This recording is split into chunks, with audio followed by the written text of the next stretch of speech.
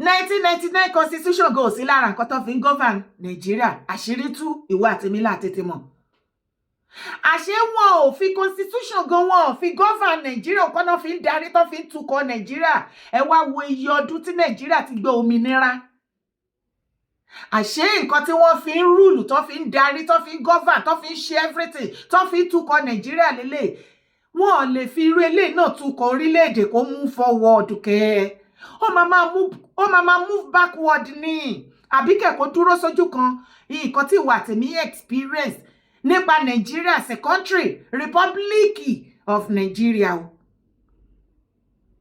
àṣé kò ṣe constitution náà fi ń govern ẹ̀ tó bá ti wá fẹ́ hanra wọn léèmọ̀ táwọn politician bá fẹ́ hanra wọn léèmọ̀ tó bá fẹ́ bá yí ara wọn jẹ́ ni wọ́n máa gbọ́ according to the constitution of Nigeria section kìnìkan wọn ò fi constitution Nigeria section kìnìkan section a kìnìkan number 2 number 3 kò sí kankan tó fi govern Nigeria àṣírí ti tú tẹ̀lé mi wá gbẹ́lẹ́nu wọn. By asking you, will the North be cool with a Christian ticket? That the Muslims will be good, would be home with Christian ticket.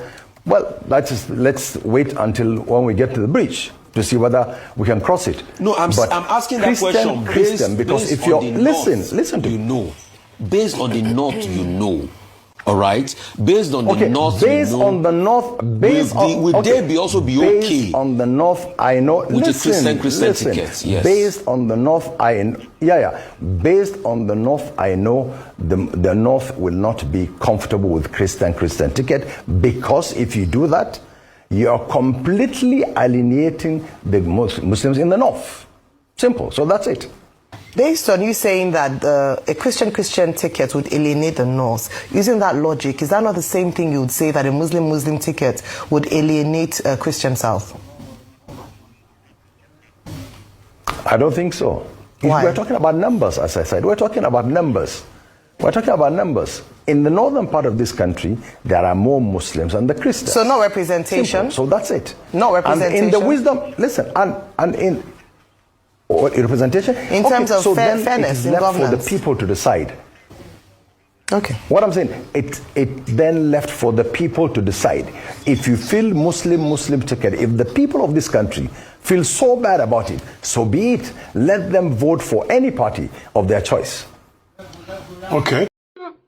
Àsìkò tọ́rọ̀ dé ṣẹ̀ráyé àṣírí padà tú nínú ọ̀rọ̀ tí wọ́n sọ yìí nínú short video yìí ló ti máa rí wípé kì í ṣe constitution náà fi ń govern Nigeria.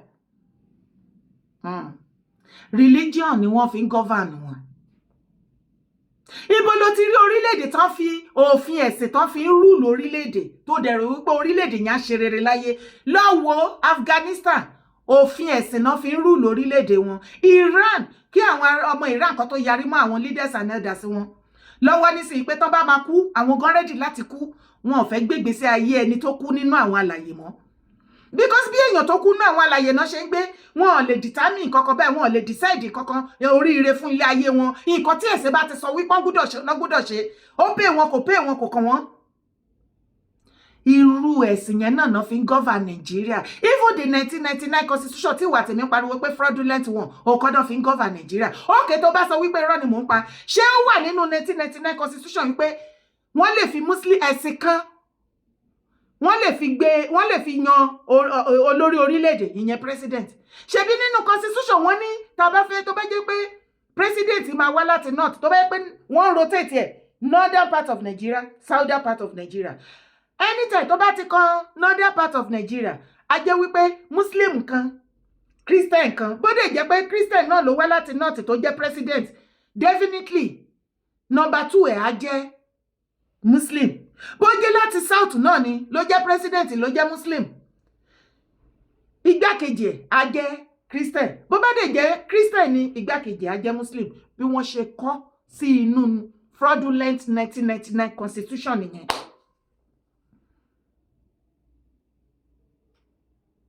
Ìgbà tí àwọn northern máa ṣe tí wọ́n kọ́ nígbà tó fẹ́ fún bàbá Tinubu ticket.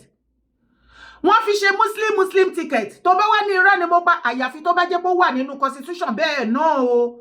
Ẹ dẹ̀ lè correct mi ẹ lè pè mí sórí aago àbí kẹ́ correct mi níbi comment section. Bóyá ó wà nínú constitution wípé ẹ̀sìn kan o wọ́n lè olórí orílẹ̀-èdè tuntun tó bá fẹ́ jẹ wọ́n ti fi sínú constitution wípé ó gbúdọ̀ jẹ́ àtolórí àti igbákejì kan jẹ́ ẹ̀sìn kan náà. Ṣùgbọ́n nígbà tẹ́mi sì mọ̀ last time tí mo sì débẹ̀ tí mo kà á, mùsùlùmí christian mùsùlùmí ni. Ṣùgbọ́n àwọn northerner nítorí wọ́n ti mọ̀ wípé sharia law náà fi ń govern Nàìjíríà, tó fi ń tukọ̀, tó fi ń darí Nàìjíríà, òun ni wọ́n fi fọ́ọ̀mù kàbá tó fi já sí wípé gbogbo adarí olórí orílẹ̀-èdè Nàìjíríà tó bá ti jẹ, ìbàjẹ́ láti south ìbàjẹ́ láti north ń bẹ̀, òfin sharia yẹn náà máa fi sokùn sí lẹ́sẹ̀. Nǹkan tí sharia tó fi gbé wọ inú constitution wa ló gbúdọ̀ tẹ̀lé. Tó bá dẹ̀ ti tẹ̀lé, ẹrú bí àwọn tó wà ní Afghanistan àtàwọn tó wà ní Iran àti gbogbo àwọn country tó ti ń lo òfin sharia láti fi govern country, òun ni ó máa mú gbogbo Nigerians. Ọ̀rọ̀ yẹn ò wá rọrùn fún wọn torí ó mọ̀ pé kò lè rọrùn ní south. Ìdí nìyẹn tó ṣe fẹ́ kí ẹ̀sìn mùsùlùmí kó rinlẹ̀ dáadáa ní south, kó pọ̀ ju christian àti ìṣẹ̀ṣe lọ. Ìdí nìyẹn tó ṣe ń gbógun ti ìṣẹ̀ṣe, ìdí nìyẹn tó ṣe ń attack àwọn christian.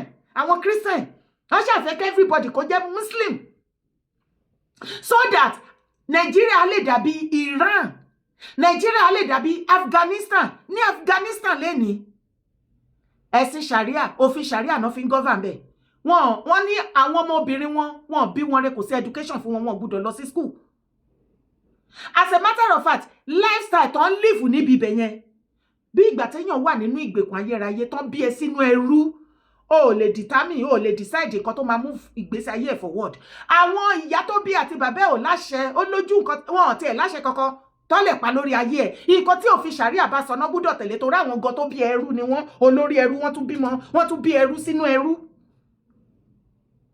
Nítorí ẹ̀ ló ṣe rí tí wọ́n ṣe force sharia law. Wọ́n fẹ́ kó take over gbogbo Nàìjíríà pátápátá, kí gbogbo wa àti christian àti everybody ká accept by fire by thunder. Mi ìdẹ̀rí wọn bá wí, àṣírí inú ti tú nínú fídíò yẹn. Ìgbà tí Rufai béèrè lọ́wọ́ the man wípé okay, nígbà tẹ́ ti ṣe muslim ticket, àwọn christian ò bá yé jẹ́ wọn sọ́dọ̀gùn, wọn kó àwọn márè wá síta pé kọ́ lọ máa, wọn kó àwọn youth wọn síta pé kọ́ lọ máa hàn yín léèmọ̀, kọ́ máa bà nǹkan jẹ́ àbí kọ́ sọ pé kinní kan. Tó bá di next year tí àwọn christian náà bá dìde, tó bá sọ wípé àwọn dandan christian ticket ni, kí ló fẹ́ ṣẹlẹ̀? Ṣé ẹ̀yin náà máa fara mọ́? Wọ́n láwọn ò lè gbà o, àbí kí ló gbọ́n bẹ́ẹ̀? Kò lè work. Ṣùgbọ́n muslim ticket ó lè work. Kò sí nǹkan tó bá dín bẹ́ẹ̀. Èrè wo wá everybody ti wá jẹ lórí muslim ticket. Mo fẹ́ kó mọ ọ̀nà tí gbogbo àwọn people yìí tó ń gbà ni. Tó bá ti try ele tó ti síwájú, tí ó bá ti gbà jẹ, wọ́n ti succeed nìyẹn, wọ́n máa celebrate láàrin ara wọn, including àwọn ìmáàmù ilẹ̀ Yorùbá. Wọ́n mọ kọ́kọ́ sí àárín ara wọn tó ti máa celebrate. Ẹ ti wá rí. Ẹ jẹ́ ká gbọ́n mọ́ tara wa. Ẹ má jẹ́ kó jẹ́ pé gbogbo òṣì àti àwọn nǹkan ìyà, nǹkan ẹ̀gbin tí àwọn northern leaders bá ti fi ń lọ̀ wá ní north, nígbò ẹ̀yin leaders wa lẹ máa gbé jẹ, lẹ máa gbé mu. Ẹ ti bẹ̀rù àwọn northerners jù. Ẹ̀yin leaders wa ní south, you are too weak. Ẹ ti weak jù. Àwọn northern leaders and elder wọ́n ti kó yín láyà jẹ. Ẹ máa gbé jùjùjùjù níwájú wọn. Ẹ kì í lè sọ̀rọ̀ bó ṣe yẹ kẹ́ sọ̀rọ̀. Ẹ ń dojú tì wá.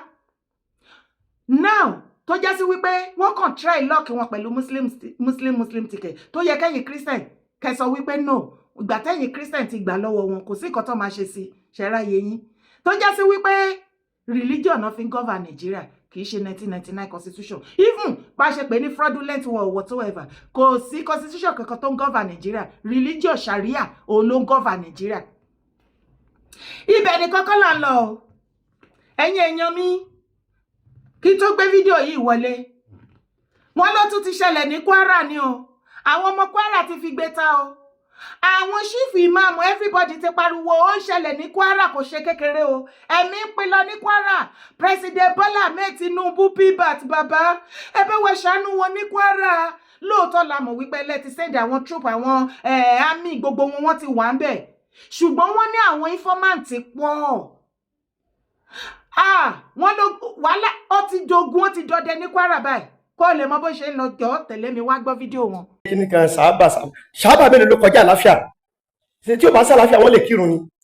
Islam gan lè farabalẹ̀ ni. Tẹ́ máa ń pààyàn ní Saudi bó ṣe ń pààyàn níbí báyìí. Ta ló máa lọ sí hajj ńbẹ̀? À ń bọ̀ wá fún gbogbo yín o. And we are coming to call some people in a máa ṣe fídíò kan fún yín very dark man mọ múra kalẹ̀ Sunday Igboho mọ múra kalẹ̀ you are coming to Kwara State then ẹ̀yin àfáà tẹ́ wà lọ́yọ̀ọ́ Ọ̀ṣun káàkiri Kogi tẹ́ ẹ̀ bá dìde sí Kwara State ẹ̀yin Yorùbá tẹ́ wà lọ́yọ̀ọ́ tẹ́ ẹ̀ bá dìde sọ̀rọ̀ Kwara State tí wàhálà yìí bá fi pọ̀ jù báyìí lọ tó bá fi pọ̀ jù báyìí ó máa padà kan gbogbo yín o wàhálà ó máa padà kan gbogbo yín mò ń sọ ní èyí tí mò ń sọ yìí Ọlọ́run ló mọ èyí tí yẹn máa sọ gbẹ̀yìn mo sọ tèmi nìyẹn we don't know who is next la ṣe ń pariwo tell people government is not doing well they are not doing well say this to save life salamu alaikum. ẹ̀yin àfáà wa nílẹ̀ Yorùbá ẹ̀yin àfáà wa nílẹ̀ Yorùbá ẹ̀yin àfáà wa nílẹ̀ Yorùbá ẹ bá wa pariwo ẹ bá wa ké síjọba ẹ jẹ́ kí wọ́n bá wa mójútó security pàápàá jùlọ Kwara State model markers wọ́n ti ń ṣe èyí tí wọ́n ní tán lè ṣe o àdẹ̀rẹ́ yìí oní ṣúnà sọnù ẹ̀yìn àlù síwìn yẹn àárín kẹ jáde kẹ bá gọ́ọ̀mẹ̀ntì sọ̀rọ̀ rí láyé àfọ̀rọ̀ sábà mélòó ló kí ló kàn án pẹ̀lú sábà mi báyìí láòdìjà jẹ òsán báyìí tó ti kidnap èèyàn mẹ́rin nínú àwọn jẹmọ́ tó ń kírun lẹ́yìn mi báyìí ẹ̀ márùn-ún tá a ti rí wọn dìjẹ sàn àbí jẹ wálé ní tó ń béèrè 300 million ẹ ṣọ́ra yín o ẹ̀yin alùsùnà wèrè yẹn ẹ lọ sọ ara yín o tẹ́ ẹ bá ṣọ́ra ìwé ilẹ̀ máa tẹ́ ẹ máa ní problem látòkè débi tó dé àti jàbátánú yín ni àti jàbádínú yín ni gbogbo yín pátápátá ẹ̀yin alábòsí wọn wọ̀nyí èyí tí mùdírù ń ṣe yẹn náà ẹ jáde ẹ fèsì àwọn ìjọba ara ní mẹ̀kúnnù gbogbo òdú ló ń gbóná wọn báyọ̀ káàkiri everywhere Kwara State kò sálàáfíà ń bì kankan. ẹ wo àfà ṣífì èyíkéyìí ẹ má lọ bẹ̀ yẹn o bros ẹ má lọ bẹ̀ yẹn o ṣé rí solution tẹ́ fẹ́ máa fi system wọlé sí ogun tó ń jà yín ní Kwara yìí kò ní fẹ́ work kò ní lè work ẹni kí ọmọdé yẹmọ Chief Igboho kó máa bọ̀ sí Kwara nẹkẹnẹ very dark man kó máa bọ̀ ẹ má ṣe bẹ́ẹ̀ yẹn ẹ má apply irú solution bẹ́ẹ̀ yẹn ni àbí ẹ ti gbàgbé Chief Igboho máa lẹ́sọ̀ Igboho mọ̀rẹ́ ọmọ alágbàdo òde òun lẹni kó wá rescue yín ẹlẹ́bọ ni iṣẹ́ ti gbàgbé ẹjẹ́ tètè rán yín létí ẹlẹ́bọ ni Ọlọ́run ó dẹ̀ pa àwọn ará Kwara ti gbàgbé àbọ̀rò ìpé bọ́ kó má jẹ́ wípé ẹ̀yin ará Kwara ẹ lọ́hùn ó pé bí a ṣe Sunday Adéyẹmọ Ìgbòho ti born again bí wọ́n ti join mùsùlùmí wọn tàpá sí mùsùlùmí o bí mùsùlùmí bá délé ni wọ́n welcome Christian wọ́n welcome ṣùgbọ́n oníṣẹ̀ṣe pọ́nbélé òun ni ṣe Sunday Adéyẹmọ Ìgbòho tí ò rújú tí wọ́n sì fi bò wọ́n fi bò báwo lè ṣe máa ní kí ẹlẹ́bọ wá dá sí ìjà àárín ọmọ ìyá àti ìyá tó ń jà kan wá gbà yín lẹ̀ lọ́wọ́ ọmọ ìyá yín ọmọ ìyá yín yẹn ẹni ègbé ni wọ́n torí Lábíbù Lágbájì was it not last year tó sọ níbi tó ti ń ṣe àwọn wáàsí yẹ tó ní àwọn tó bá jẹ́ ẹlẹ́sìn mùsùlùmí làwọn mọ̀ gẹ́gẹ́ bí ọmọ ìyá ni wọ́n ẹ̀jẹ̀ pa wọ́n pọ̀ àwọn nọ́mọ̀ lọ́mọ ìyá wọ́n ní àwọn tí ìbí bá pa wọ́n pọ̀ àbí ìran bá pa wọ́n pọ̀ àbí tribe pa wọ́n pọ̀ gẹ́gẹ́ bí ọmọ ilẹ̀ káàárọ̀ òjíire ọmọ kóòtù ọmọ Oòduà àbí ọmọ Yorùbá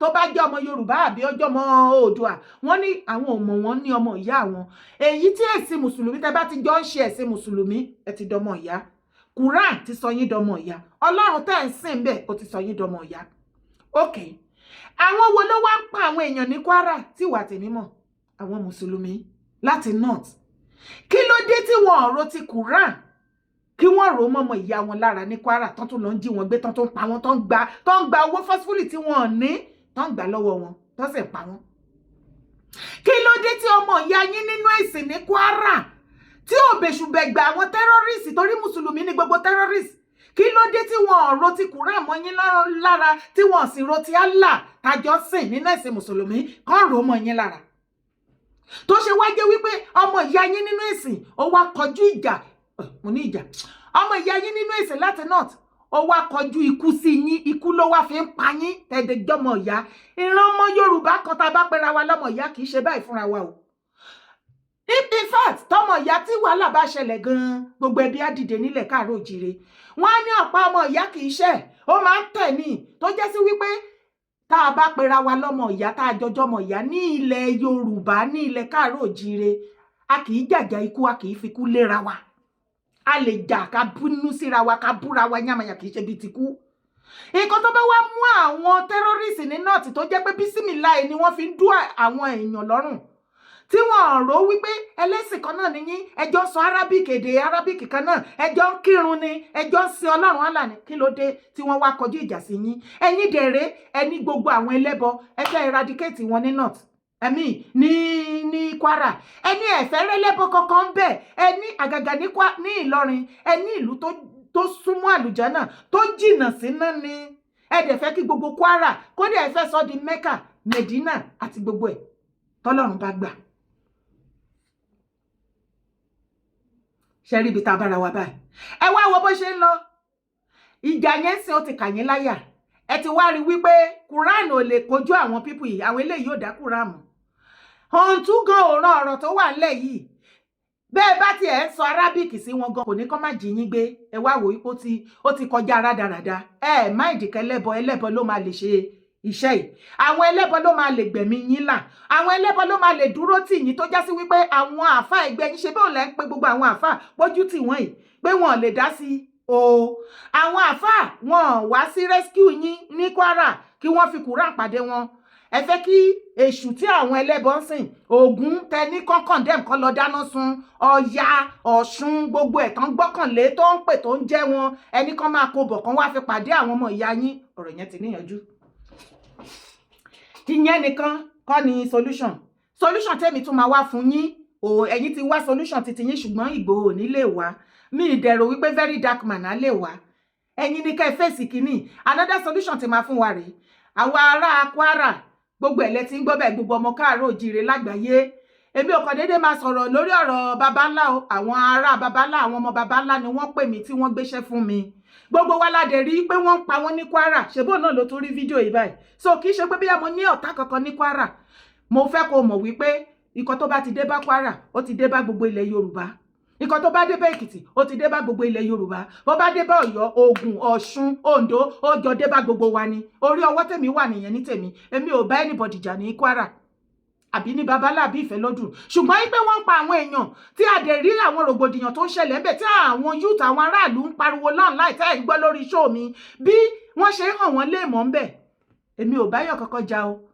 àlàáfíà omi àlàáfíà kó rú kó tó fún wọn ní Kwara lèmi wà áfà ṣe ti rí àwọn ọmọ Kwara bó ṣe pariwo síta sìn ṣe ti rí ṣe rí ẹ̀yin youth mi ẹ jẹ́ kí gbogbo wa fi mú fílẹ̀ sìn a nídìí aráàlú ìbàjẹ́ youth ìbàjẹ́ àgbàlagbà tó jẹ́ pé ọwọ́ wa máa mú báyìí ó kéré jù 3 sí 4 àbí 2 kó tó di pọ́lọ́pàá wà gbà lọ́wọ́ wa tá a máa gbójú wọn síta bẹ́ẹ̀ tí gbogbo ayé á mọ̀ tó ń jẹ́ informant a ní láti gbá wọn mú lọ́rùn ọwọ́ ni a máa ṣiṣẹ́ yẹn débẹ̀ a gbá wọn mú lọ́rùn ọwọ́ a wá gbé ojú wọn a fi wọn làlú káàkiri àwọn èèyàn á pariwo lé wọn lórí gbogbo fídíò yẹn á lọ á go viral á trending ẹbí wọn ara wọn á lè gbé jáde kán lè mọ̀ pé àwọn ìdílé ọ̀bàyéjẹ́ lélẹ̀ ẹ sá fún wọn ìdílé wọn igun ò gbọdọ̀ ṣẹ̀mọ́ ní inú Kwara tá a bá ṣe yẹn tá a bá rí yẹn ṣe àti bẹ̀rẹ̀ iṣẹ́ mò ń fi àsìkò yìí rawọ́ ẹ̀bẹ̀ sí gbogbo ọmọ káàárọ̀ òjíire ẹ má jẹ́ àdàdà àwọn ará north àwọn Kwara nìkan o ẹ má jẹ́ àdàdà wọn o ikú wa ti dàjọ́ kú o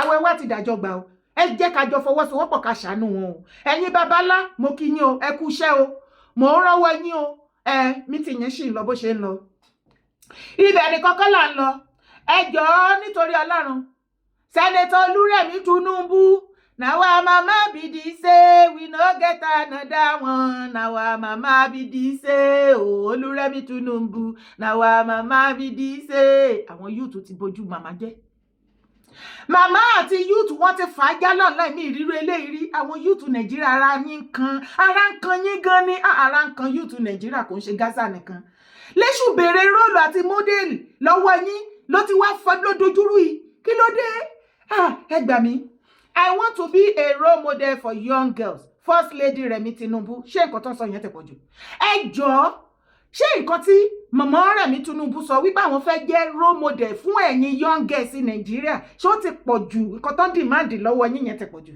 ok The First Lady, Senator Oluremi Tinubu, has said her desire is to serve as a positive role model and case study for young girls, noting that genuine figures to emulate are becoming scarce in today's society. At the inauguration of the Senator Oluremi Tinubu Dream Center at Obafemi Awolowo University, Ile-Ife, Osun State, according to her, all along, I've been thinking that I should be a case study for young girls. She added, they talk about the girl child all the time, but nowadays people no longer have role model. Role model lásán ni Mọ̀mọ́rẹ̀mí Tinubu béèrè lọ́wọ́ ẹ̀yin young girls, ẹ̀yin youth Nàìjíríà, làwọn youth bá gbé parí. Wọ́n já. I reject it for our young girls. I beg, madam, carry your role model in the go front. Eleni, please hold the model and play better role to your husband. Eleni, don't worry, ma. That is why we have mothers. Eleni, sanitary pad model, abi. Eleni, not when we have designing. Hey, ìyẹn ti run ayé, ó ti báyé Nàìjíríà jẹ́. Àwọn Eleni, mommy, no, we rebook the. Eleni, oh yeah, enter house. Eleni, go bedroom, go service your husband, your hobby. Eleni, I have a daughter and God forbid you are a role model. Mélòó ni mo fẹ́ kà? Ẹ tẹ́jú mọ́jú screen kẹwò. Ẹ jọ̀ọ́ kí ló fa ogun? Ṣé ti ní Mọ̀mọ́rẹ̀mí Tinubu sínú tẹ́lẹ̀ ni? Kí ló dé? Ọlọ́run ló ní kẹ́ má lè rí ibi tí Mọ̀mọ́rẹ̀mí Tinubu wà. Ìṣẹ̀lẹ̀ bá máa lẹ̀ wọ́n lóko. Léṣù bèrè role model. Èwo lẹ fẹ́ yọ̀ǹda fún wọn bẹ́ẹ̀? Ṣé róòlù lẹ máa yọ̀ǹda ni àbí model? Màmá tí ẹni méjèèjì làwọn. Wọ́n apply ni wọ́n ní I want to be. Wọ́n sì ń béèrè ni ó wo àwọn. Wọ́n ló wo àwọn káwọn jẹ náà sì béèrè. Lẹ́fẹ́ lé bàbá lóko pàtórí Ọlọ́run Mọ̀mọ́rẹ̀mí Tinubu ẹdẹ shower cap. Ẹdẹ shower cap màámi ẹdẹ shower cap ìjà ipò èpè ipò èébú ipò ó pọ̀. Kí ló dé? Màmá ẹ̀yin náà fi róòlù àti irọ́ ṣebí róòlù àti mọ́dẹ̀lì ẹlẹ́fẹ́ ẹ máa kó lọ. Gbẹ̀lẹ́lẹ̀ tẹ́ ṣe fún Chief Sunday Adéyẹmọ Ìgbòho ṣebí kò kọjá róòlù àti mọ́dẹ̀lì àbí róòlù àti mọ́dẹ̀lì ẹ máa kó lọ ẹ̀yin ẹ máa kó lọ. Ẹ máa kó lọ. Ẹ máa kó. No wàhálà orúkọ tèmi ò yí padà Yèyé Dára Kowé ni mò ń jẹ́. Má gbàgbé láti bá mi share fídíò yìí má sì gbàgbé láti bá mi drop comment ẹ pẹ̀lẹ́ màámi ire o.